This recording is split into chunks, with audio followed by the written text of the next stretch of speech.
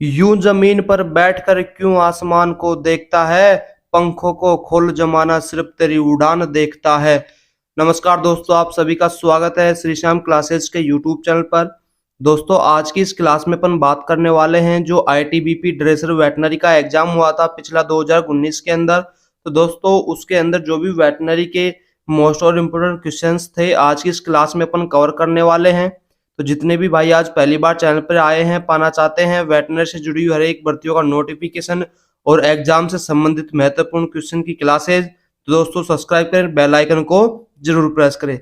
चलिएगा दोस्तों, आज की क्लास अपन शुरू करते हैं। आज का पहला क्वेश्चन है अपना, निम्न में से कौन सा उपापचयी रोग रक्त शर्करा में कमी के कारण होता है। यानी मेटाबॉलिक डिजीज में ब्लड में शर्करा की कमी हो जाती है तो कौन सा रोग हो जाएगा। तो दोस्तों आंसर हो जाएगा जो कीटोसिस रोग है। ये उपापचय क्रियाओं में यानी जो खाने की गड़बड़ी है उसके दौरान जो उत्पन्न होने वाले रोग होते हैं उन्हें उपापचय डिजीज यानी मेटाबॉलिक डिजीज बोलते हैं। तो दोस्तों ये शर्करा की कमी के कारण कौन सा रोग होगा, कीटोसिस नामक रोग हो जाएगा। Option number first. ठीक है, इसके बाद में देखिएगा दोस्तों अगला क्वेश्चन आता है आपका कि निम्न में से कौन सी बीमारी क्लोस्ट्रीडियम नामक के जीवाणु के कारण होती है। तो दोस्तों जो टिटनेस नामक बीमारी होती है ये क्लोस्ट्रीडियम नामक चौवाई जीवाणु के कारण होती है। ठीक है, अगला क्वेश्चन देखिएगा दोस्तों कि निम्न में से कौन सा पदार्थ यकृत द्वारा बनाया जाता है। कौन सा पदार्थ दोस्तों यकृत के द्वारा बनाया जाता है। राइट आंसर होगा पित्त जो है दोस्तों यकृत के द्वारा बनाया जाने वाला पदार्थ हो जाएगा। ठीक है, इसके बाद में दोस्तों अगला क्वेश्चन देखें, एक परजीवी जो चपटा और सेगमेंट में बटा हुआ छोटी और बड़ी आंत में रहता है उसे क्या कहते हैं। कि एक परजीवी जो चपटा और सेगमेंट होता है लेकिन ये छोटी और बड़ी दोनों आंतों में रहता है उसे क्या बोलेंगे दोस्तों। राइट आंसर हो जाएगा आपका टेपवर्म जो होता है दोस्तों ये एक परजीवी चपटा होता है और सेगमेंट में बटा हुआ होता है जो छोटी एवं बड़ी दोनों आंतों में स्थित होता है, उपस्थित होता है। ठीक है, अगला क्वेश्चन देखिएगा दोस्तों, जब पशु अपना ही अपशिष्ट खाने लग जाए तो उस अवस्था को क्या बोला जाता है। तो दोस्तों ऐसी अवस्था को कैफ्रोफेजिया बोला जाता है। अधिकतर ये खरगोशों में देखने को मिलती है दोहरा पाचन के दौरान। ठीक है, अगला क्वेश्चन देखिएगा दोस्तों, अगला क्वेश्चन है आपका बेंजीमिडाजोल प्रकार की परजीवी नाशक का काम करने का तरीका कौन सा होता है। तो दोस्तों इसका जो काम करने का तरीका होता है ग्लाइकोलाइसिस को रोक करके ये अपना कार्य करती है। कौन सी, बेंजीमिडाजोल औषधि। ठीक है, अगला क्वेश्चन देखिएगा दोस्तों, सड़े बादाम जैसी बदबू आंतों के मलावशेष से आए तो क्या हो सकता है। तो दोस्तों ऐसी अगर बदबू आ रही है तो उस पशु के अंदर साइनाइड विषाक्तता के कारण ये सब हो सकता है मेरे दोस्तों। ठीक है, इसके बाद में दोस्तों बात करें, आंख संक्रमण में अधिकांशतः प्रयुक्त होने वाली सल्फोनामाइड को क्या कहा जाता है। आंख का संक्रमण हो गया है उसके अधिकांश उपयोग होने वाली जो सल्फोनामाइड होती है उसे क्या कहा जाता है। तो दोस्तों राइट आंसर हो जाएगा सल्फासिटीमाइड जो होती है ये प्रयुक्त होती है। ठीक है, इसके बाद में दोस्तों पेथिडीन की ओवरडोज से होने वाला नुकसान को रोकने के लिए क्या दिया जाता है। यानी पेथिडीन की ओवरडोज दे दी गई है तो उससे होने वाले नुकसान से बचने के लिए दोस्तों क्या चीज दी जाती है। तो नाल्ट्रेक्सोन दी जाती है दोस्तों। पेथिडीन की ओवरडोज के नुकसान से बचने के लिए कौन सी दवा दी जाती है, नाल्ट्रेक्सोन। ठीक है, अगला क्वेश्चन देखिएगा, इनमें से एंटीमाइकोप्लाज्मोसिस एंटीबायोटिक है।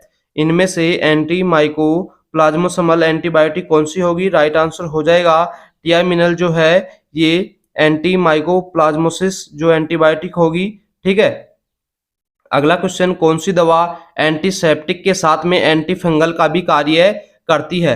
तो दोस्तों जो प्रोविडोन आयोडीन है ये दोस्तों एंटीसेप्टिक के साथ में एंटी फंगल का भी कार्य करती है। ठीक है, अगला क्वेश्चन, इलियम सेटाइवम की उपचार गुणवत्ता क्या होती है। तो दोस्तों इसकी जो उपचार गुणवत्ता होती है जीवाणु रोधी होती है। ठीक है, नेक्स्ट क्वेश्चन देखिएगा कि निम्न में से कौन सा परजीवी विनाशक रोमंथी पशुओं लीवर फ्लूक संक्रमण में प्रभावित होता है। तो दोस्तों ट्राइकोबेंडाजोल जो है ये लीवर फ्लूक संक्रमण के लिए प्रभावी होता है।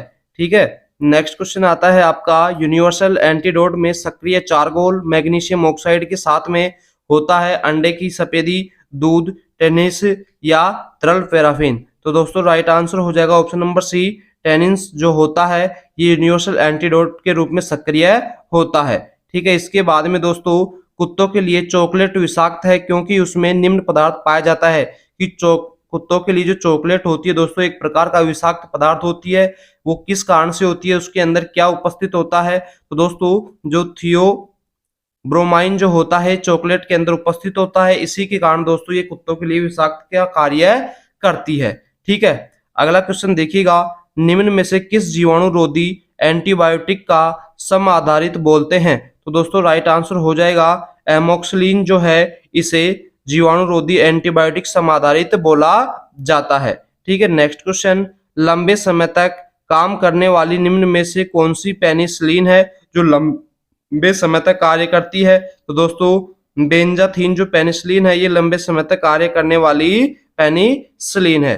ठीक है, अगला क्वेश्चन, आइवरमेक्टिन के इंजेक्शन का 1% W/V घोल होता है, उसमें क्या घुला हुआ होता है। तो दोस्तों इसका जो राइट आंसर हो जाएगा आपका 0.001 ग्राम आइवरमेक्टिन 1 मिलीलीटर घोल में उपस्थित होता है।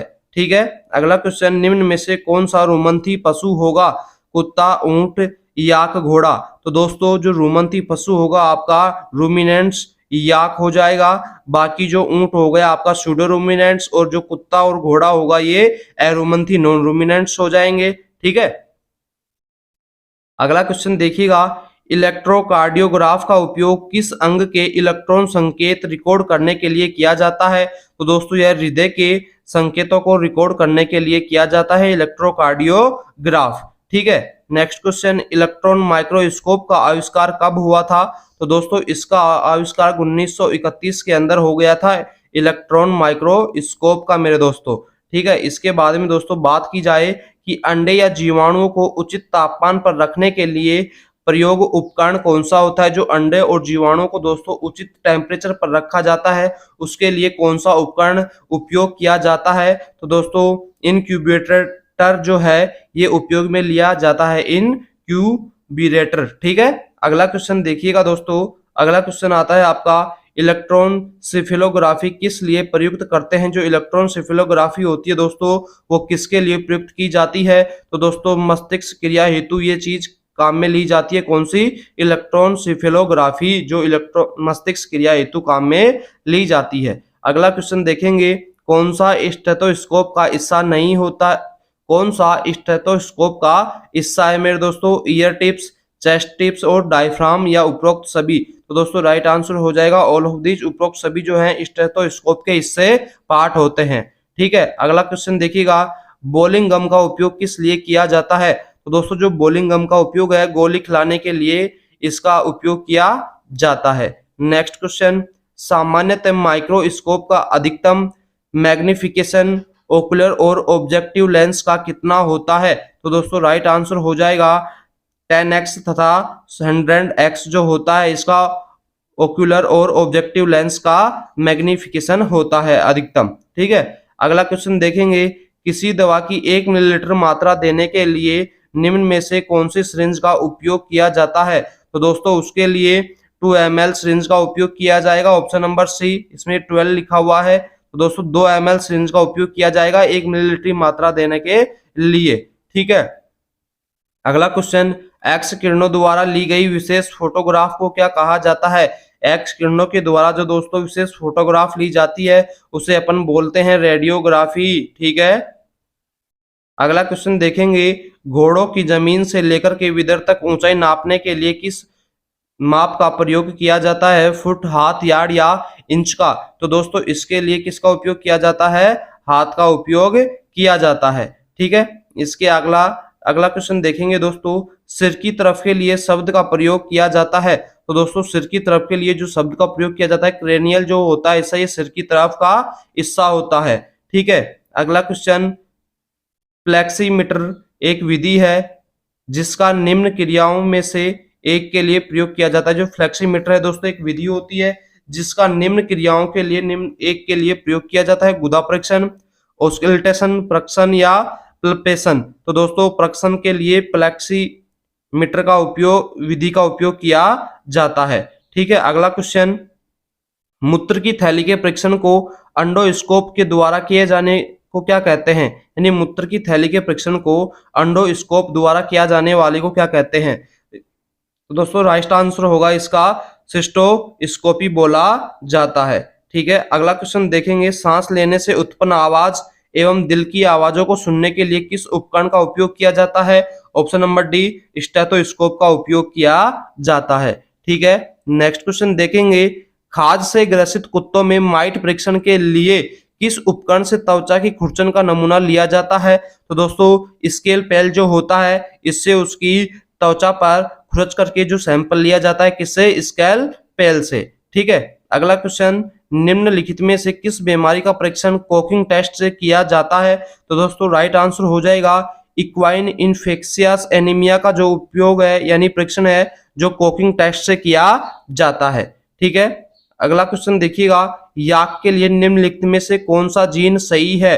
तो दोस्तों जो याक है ये बोविड प्रजाति का एक प्रकार का सजीव होता है। ठीक है, अगला क्वेश्चन देखेंगे, ऐसा पशु जिसके सभी दांत गिर जाते हैं उसे क्या कहा जाता है? दोस्तों तो उसे गम्मर या गुम्मर बोला जाता है। ठीक है, नेक्स्ट क्वेश्चन देखेंगे, कुत्तों में हॉट वर्म इन्फेक्शन से बचाव के लिए कौन सी दवा दी जाती है? तो दोस्तों उनको मिलियोमाइसिन नामक दवा दी जाती है हॉट वर्म इन्फेक्शन से बचने के लिए। ठीक है, अगला क्वेश्चन, कैंसर रोधी दवाओं का प्रतिकूल प्रभाव क्या होता है? तो दोस्तों इनका जो प्रतिकूल प्रभाव होता है वो रक्तस्राव होता है। ठीक है, अगला क्वेश्चन देखेंगे, सिस्टो शब्द किसका सांकेतिक होता है? तो दोस्तों जो सिस्टो शब्द है ये पेशाब की थैली के लिए एक सांकेतिक शब्द होता है। ठीक है, अगला क्वेश्चन देखिएगा, निम्न में से कौन सी बीमारी विषाणु जनित होती है? कौन सी बीमारी दोस्तों विषाणु जनित यानी वायरस जनित होती है? जो रेबीज है दोस्तों ये विषाणु के कारण होती है, लाइसा वायरस के कारण। ठीक है, अगला क्वेश्चन देखिएगा, घोड़े की कितनी टार्सल हड्डियां होती हैं? तो दोस्तों घोड़े के अंदर 7 टार्सल बोन उपस्थित होती हैं। अगला क्वेश्चन देखिएगा कि निम्न में से किस जानवर में पित्ताशय पाया जाता है? जेब्रा, घोड़ा, जिराफ या इनमें से कोई नहीं? तो दोस्तों इनमें से किसी के भी अंदर पित्ताशय उपस्थित नहीं होता है। ठीक है, अगला क्वेश्चन देखिएगा, कुत्ते के शरीर में सबसे लंबी हड्डी कौन सी होती है? तो दोस्तों इसकी सबसे लंबी हड्डी जो फीमर होती है कुत्ते की सबसे लंबी हड्डी होती है। नेक्स्ट क्वेश्चन देखिएगा दोस्तों, अगला क्वेश्चन है आपका, निम्न में से किस तंत्रिका को पैंथेटिक तंत्रिका भी कहा जाता है? कि निम्न में से कौन सी तंत्रिका है जिसे पैंथेटिक तंत्रिका के नाम से भी जाना जाता है? तो दोस्तों ट्रोक्लियर को पैंथेटिक के नाम से भी जाना जाता है। अगला क्वेश्चन देखिएगा, कुत्तों में आरबीसी का जीवन काल कितना होता है? तो 100 से 120 दिनों का कुत्ते की आरबीसी का जीवन काल होता है मेरे दोस्तों। नेक्स्ट क्वेश्चन देखिएगा, निम्न में से कौन सी सीरम में नहीं पाया जाता है? तो दोस्तों जो फाइब्रोनोजन है ये सीरम के अंदर नहीं उपस्थित होता है क्योंकि जो फाइब्रोनोजन है ये रक्त को जमाने के लिए एक कारक होता है। ठीक है, अगला क्वेश्चन देखिएगा, एनोरेक्सिया शब्द का अर्थ क्या होता है? तो दोस्तों एनोरेक्सिया शब्द का अर्थ होता है ईटिंग डिसऑर्डर। ठीक है, एनोरेक्सिया शब्द का अर्थ क्या होता है? Eating disorder. ठीक है, अगला क्वेश्चन देखेंगे दोस्तों, निम्नलिखित में से कौन सा रोग जीवाणु जनित होता है? कि ऐसा कौन सा रोग है जो जीवाणु जनित है? तो दोस्तों जो दाद है ये जीवाणु जनित रोग होता है। तो दोस्तों इस प्रकार से अपन ने इस छोटी सी क्लास में जो आपका 2019 का आईटीबीपी वेटनरी ड्रेसर का एग्जाम हुआ था उसमें जो वेटनरी के क्वेश्चंस थे उनको देख लिया दोस्तों। इसी तरीके से बेहतरीन शानदार क्लासेस देखने के लिए जुड़े रहें आपके अपने YouTube channel Shri Shyam classes के साथ में। और सभी भाइयों से एक रिक्वेस्ट है कि सभी भाइयों के पास में दोस्तों क्लास को ज्यादा से ज्यादा शेयर जरूर करें।